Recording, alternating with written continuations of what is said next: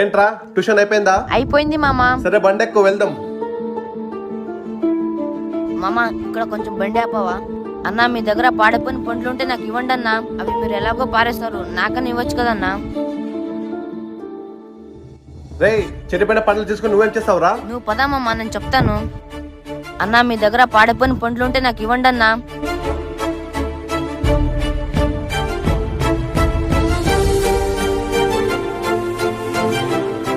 మామ బండి ఆపు.